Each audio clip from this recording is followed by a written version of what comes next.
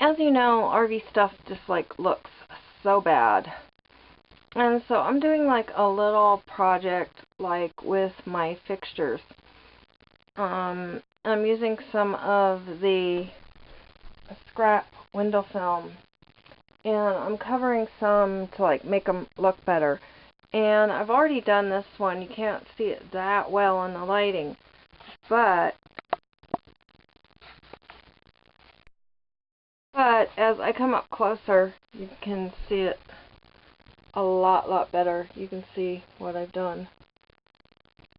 It's really tricky with the stained glass film to like get a good camera, because if you turn enough light on it, you can see it. Then it turns white and it fades out. If you don't use enough light, then it's a dark video. And so what I have done is, like with this fixture, I painted it, and I have just one coat on that. I did 2 coats on that. And what I did was basically went around and painted the plastic with like copper colored paint that's left over from when I used to do art. And I'm gonna do another coat tomorrow. And I don't want to like gunk up the switch, so I'm being like real careful with that. And then after everything's done, I'll do it lightly just so it matches. And then after that, I'm covering it with this nice film. It like looks pretty good. So what I'm doing, let me explain what I'm doing. The film has a backing that's like shelf paper, and so what I'm doing is I've taken it and put it over. I set it in the middle. I cut the film a little bit bigger than my thing. I stuck it in the middle and then turned it over and just used like my thumb and finger and made sure that all the bubbles were ironed out. And I'm just going to use like the edge of this, the straight edge of this knife, kind of like a wallpaper kind of thing, to even go over it harder when I'm done. And I haven't really been happy with the film on the door because the heat kind of kills it. And I'll probably do the same thing with these lights.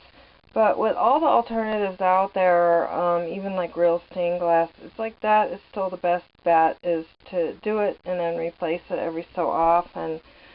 And so I'm finishing this up. So what I've done is I've taken the scissors here with these corners,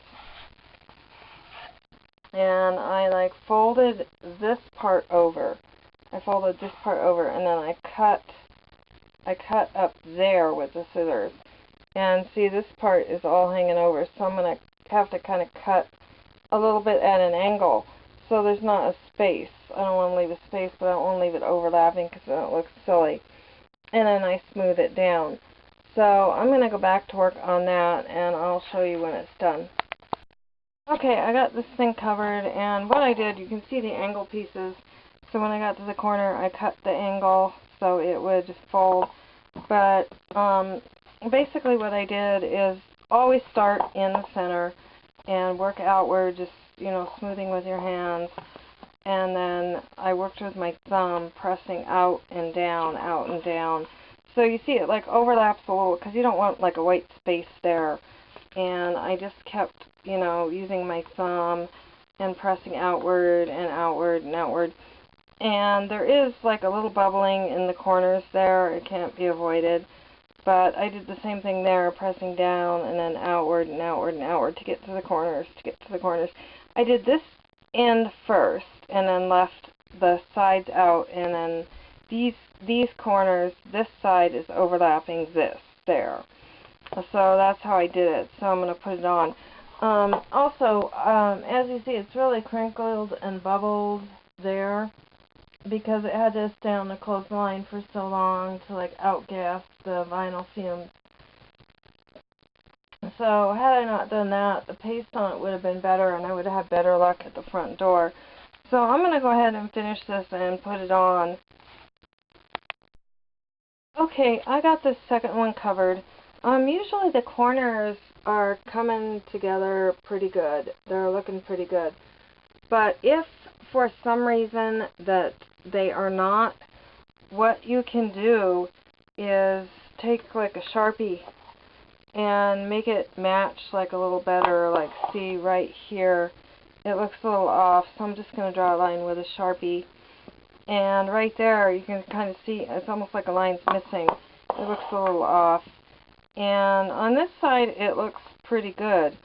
But on the other side, it's a little off. So I'm going to draw a line with a Sharpie and be right back.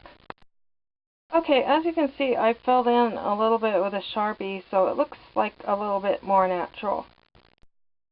Okie doke, I got them both on here. And then tomorrow I'm going to finish working on the paint part. Hopefully, you know, if I'm doing fine, I'll go ahead and do that. And finish it up here. But I think it kind of looks really neat. It's kind of hard to see, like I say, on camera. It just doesn't look quite as good. The camera has to adjust here to the lighting. It doesn't look quite as good, but I think it's pretty good. I think it's, you know, like pretty nice.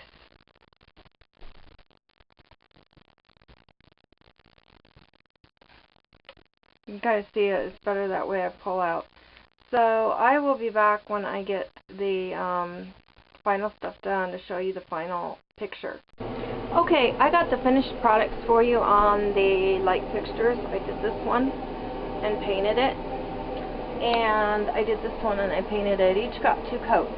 Now just one note, this switch has always kind of really worked hard. It's always been a fight to get it on and off. It hasn't really changed any since painting it. But one thing I'm going to note right here, when I did paint it, I was really careful. When I was doing the frame, a little overflow got on this, and so I left that and then tried to keep the brush like down a little bit so it wasn't going into the crevice. So it was just like the outside of it getting painted. And I did the same thing there. So to be real careful not to gunk up your switch. And I can't stress that enough. You don't want to gunk up the switch. So when I left it to dry, you know, automatically I went to turn it on. There wasn't any paint that had to come loose or crack or anything to move the switch. That's the whole idea. You don't want to, you know, gunk it. So here it is. It's finished. And voila, we have a wonderful group of lighting fixtures. Really wonderful. And I do have to say one more thing, that when I'm cooking here at night and I go to get in that cabinet up there, it's so much easier on the eyes. I don't feel like, whoa, my eyes hurt when I'm cooking there. It's not a strong light because of the film. But I do feel it easier on my eyes at night. I don't feel like my eyes hurt. And sometimes you do need a stronger light for something. And this one over there, I'm going to leave with the hard light. So like for sewing and stuff, I will just turn that on. And that's actually a better light for sewing than this one that I've been using.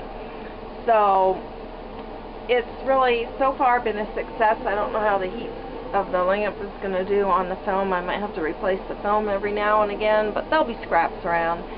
And it's really a great, really beautifies it. It really just makes it so much better. And I was looking for something that would be easier on the eyes anyway, and when the sun is really bad and I have to go in LED, I was almost thinking of putting like orange film inside there or something. I don't know.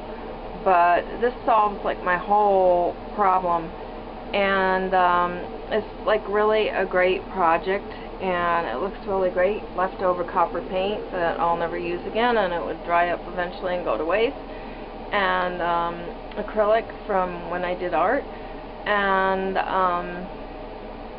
it's just really a great thing, and it really adds to the gypsy decor that I'm doing. And this one, though, I probably will end up painting it the copper color so it doesn't look absolutely silly with those, and then just have the white vents. So if you like it, subscribe, share, and have a great light day.